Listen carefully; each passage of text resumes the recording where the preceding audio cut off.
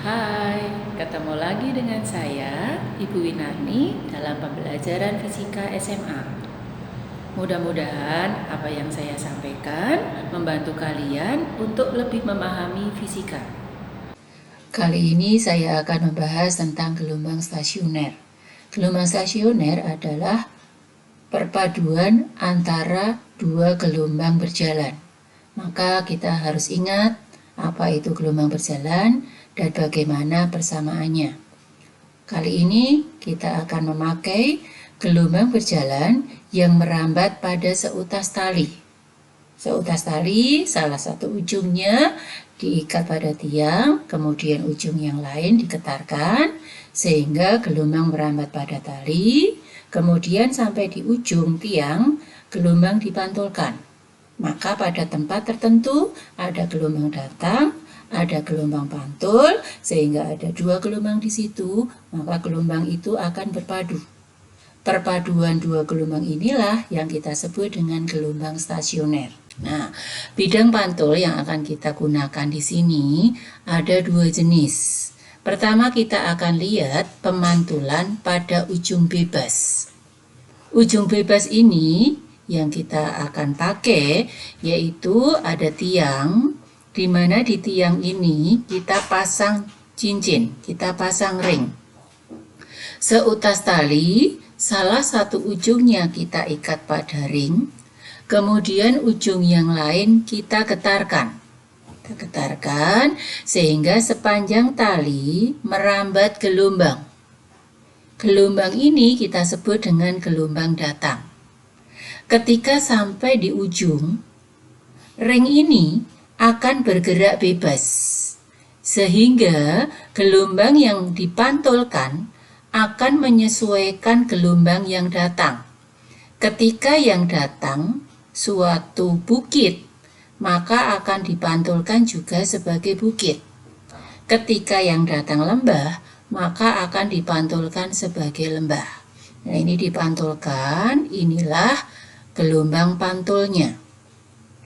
Pada titik P, suatu saat tertentu, masih ada gelombang datang, tetapi ada juga gelombang pantul pada titik P ini. Sehingga mulai saat itu, pada titik P terbentuk gelombang stasioner. Perpaduan antara gelombang datang dengan gelombang pantul. Sekarang kita akan lihat bagaimana persamaannya. Untuk itu kita harus juga kenal istilah-istilah pada gelombang stasioner ini. Ini ada tempat yang simpangannya selalu maksimum. Tempat ini, titik ini kita sebut dengan perut, di mana simpangannya selalu maksimum. Sementara ada titik tertentu juga simpangannya selalu minimum. Maka titik inilah yang kita sebut dengan simpul. Nah, pada ujung tiang di sini, ketika pemantulan terjadi pada ujung bebas, maka di sini terbentuk perut, di mana simpangannya selalu maksimum. Kemudian ada X. Ketika kita bicara gelombang berjalan itu asalnya dari ujung getar, maka X itu adalah jarak titik P ke ujung getar. Berbeda dengan pada gelombang stasioner. Gelombang stasioner asalnya dari tiang, dari ujung pantul, maka X kita ukur dari ujung pantul. Untuk gelombang yang datang di titik P, Y1 ini adalah simpangan gelombang datang, itu gelombang berjalan yang pertama. Persamaannya Y1 sama dengan A sin 2pi per T kali TP1. TP1 itu adalah waktunya P saat gelombang datang. Itu sama dengan waktu ujung getar itu bergetar dikurangi L min X per V. Karena apa? Gelombangnya baru sampai di sini.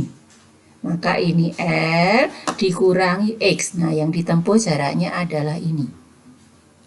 Maka TP sama dengan T dikurangi L min X dibagi V. Sehingga kalau kita cari TP1 dibagi T, T ini periode, sama dengan T per T dikurangi L min X per lambda. Maka kalau TP ini kita masukkan ke persamaan yang tadi, yang ini, persamaan Y1 sama dengan A sin 2pi T per T min L per lambda ditambah X per lambda. Ini untuk gelombang datang di titik P. Nah, sekarang kita lihat gelombang pantulnya. Gelombang pantul kita beri istilah Y2. Y2 sama dengan A sin 2pi per T kali TP2. Maksudnya TP2 adalah waktu di titik P setelah dipantulkan. Maka TP2 sama dengan T dikurangi L plus X per V. TP2 per T, kalau misalnya ini dibagi T, sama dengan T per T min L plus X per lambda. Ini L plus X diperolehnya dari mana? Dari sini. Ini L ditambah X. Kan ini sudah dipantulkan. Maka persamaan Y2 sama dengan A sin 2pi T per T min L per lambda dikurangi X per lambda. Kalau kemudian kita gabung, karena gelombang stasioner itu adalah perpaduan antara gelombang datang dengan gelombang pantul. Maka simparangannya juga merupakan jumlahan dari simpangan gelombang datang dan gelombang pantul. Ini sering kita sebut dengan superposisi gelombang, penjumlahan simpangan gelombang. Nah, jadi YP sama dengan Y1 tambah Y2, Y1-nya adalah tadi ini, Y2-nya adalah ini. Maka akhirnya ketemu YP sama dengan 2A sin 2pi T per T min L per lambda cos 2pi X per lambda. Nah, kalau kemudian kita lihat persamaannya, kita ubah jadi seperti ini, maka YP sama dengan 2A cos 2pi X per lambda sin 2pi T per T min L per lambda. 2A cos 2pi X per lambda ini kita sebut amplitudo gelombang stasioner. Maka kalau kita tuliskan amplitudo gelombang stasioner itu persamaannya ini, 2A cos 2pi X per lambda. Nah, kita lihat di sini gelombang stasioner, amplitudonya berubah-ubah. Berubahnya tergantung posisinya dari asal gelombang stasioner.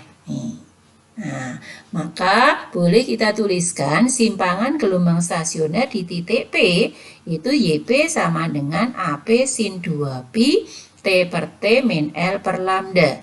Atau dituliskan juga bisa AP sin omega T min KL. L ini adalah panjang tali. K itu bilangan gelombang, T itu adalah waktunya asal getaran itu bergetar, kemudian omega ini adalah kecepatan sudut, AP tadi adalah amplitudo gelombang stasioner. Nah, ini persamaan gelombang stasioner pada ujung bebas. Nah, tadi kita lihat bahwa pada gelombang stasioner itu ada tempat-tempat tertentu yang simpangannya selalu minimum. Kita sebut simpul. Tempat-tempat tertentu simpangannya maksimum, terbesar. Kita sebut dengan perut. Nah, letak simpul dan perut dihitung dari ujung pantul ke titik yang bersangkutan. Kenapa dihitungnya dari ujung pantul? Karena simpul dan perut itu terjadi pada gelombang stasioner. Dan gelombang stasioner itu berasal dari ujung pantul. Nah, letak simpul adalah dirumuskan dengan persamaan ini. Sn sama dengan 2n plus 1 kali 1/4 lambda. Sementara letak perutnya itu PN perut sama dengan N kali setengah lambda. N-nya dimulai dari 0. Maka yang tadi kita lihat, untuk gelombang stasioner pada ujung bebas, perutnya itu ada di ujung tiang. Maka perut pertama ini jaraknya sama dengan 0. N kali setengah lambda berarti 0 kali setengah lambda, maka 0. Baru perut kedua itu setengah lambda, N-nya 1, dan seterusnya. Sn juga, simpul pertama itu berarti N-nya 0, maka 2N plus 1 kali 1/4 lambda. Maka simpul pertama itu jaraknya 1/4 lambda dari ujung tiang. Nah, yang terjadi kadang-kadang yang ditanya itu bukan letaknya dari tiang, tapi dari asal getaran. Maka tinggal nanti L dikurangi jarak ini. Itu ujung bebas. Bagaimana dengan ujung tetap? Sekarang kita akan lihat pemantulan pada ujung tetap. Ujung tetap kita buat dengan cara tali diikat erat pada tiang. Karena dia diikat erat, maka dia tidak bisa bergerak bebas. Sehingga ketika sepanjang tali ini merambat gelombang dan sampai pada ujung terikat ini, tali ini tetap. Maka ketika gelombang datang sebagai bukit, akan dipantulkan sebagai lembah. Nah, ini adalah gelombang datangnya, ini gelombang pantulnya. Pemantulan yang seperti ini kita sebut dengan pemantulan berlawanan fase. Bukit sebagai lembah, lembah sebagai bukit. Nah, kemudian kita lihat pada ujung ini terbentuk simpul. Berbeda dengan ujung bebas yang tadi bisa bergerak bebas, menyesuaikan, maka pada tiang terbentuk perut. Jadi ini ujungnya simpul. Bagaimana dengan persamaannya? Untuk gelombang datangnya, persamaannya sama dengan persamaan pada ujung bebas. Untuk gelombang pantulnya, persamaannya juga sama di awal. Analisisnya sama. Berbedanya karena tadi dipantulkan berlawanan fase, di sini terjadi loncatan fase, maka di sini simpangan gelombang pantulnya diberi tanda minus. Karena gelombang datangnya plus, maka gelombang pantulnya minus. Minus inilah terjadi karena terjadi pemantulan berlawanan fase. Nah, setelah itu untuk gelombang stasionernya sama. Simpangan gelombang stasioner merupakan perpaduan antara simpangan gelombang datang dan gelombang pantul. Maka Y sama dengan Y1 ditambah Y2. Y1-nya tadi ini gelombang datang, Y2-nya gelombang pantul, yang ini ada tanda minusnya, maka hasilnya Y sama dengan 2A sin 2pi X per lambda cos 2pi T per T min L per lambda. Maka di sini kita melihat bahwa amplitudo gelombang stasionernya itu 2A sin 2pi X per lambda. Sehingga kalau kita tuliskan persamaan simpangannya, Y sama dengan AP cos 2pi T per T min L per lambda. Atau boleh juga ditulis YP sama dengan AP cos omega T min KL. AP-nya ini adalah amplitudo gelombang stasioner. Perbedaannya dengan ujung bebas tadi, di sini amplitudonya sebagai fungsi sinus. Sementara pada ujung bebas, amplitudonya sebagai fungsi cos. Nah, sehingga persamaannya ini. Kemudian untuk letak simpul dan perutnya pastinya kebalikan dengan yang tadi. Kalau ujung bebas itu pada tiang terbentuk perut, sementara pada ujung terikat pada tiang terbentuk simpul, maka persamaannya ini. Untuk simpul pertama N-nya 0, maka simpul pertama jaraknya 0 dari ujung terikat karena pas di ujung terikat. Ketika simpul kedua berarti N-nya 1 setengah lambda. Untuk perut kebalikannya. Perut pertama N-nya 0 berarti untuk perut pertama 1/4 lambda. Jarak antara simpul pertama ke simpul kedua, perut pertama ke perut kedua itu setengah lambda. Demikian. Mudah-mudahan ini membantu pemahaman kalian. Terima kasih.